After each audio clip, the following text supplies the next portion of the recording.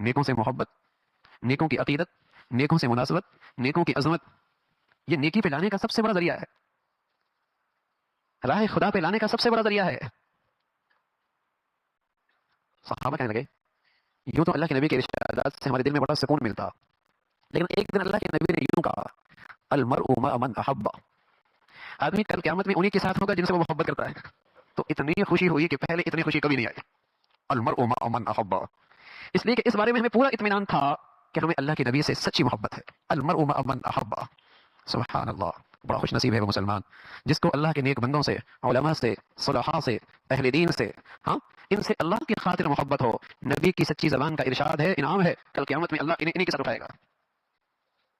بدنصیب آدمی وہ جو اللہ کے دشمنوں سے دوستی رکھتا ہے،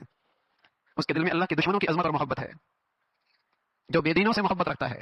جو دین بیزار لوگوں کی عظمت دل میں لیے بیٹھا ہے، بڑی بدنصیبی ہے۔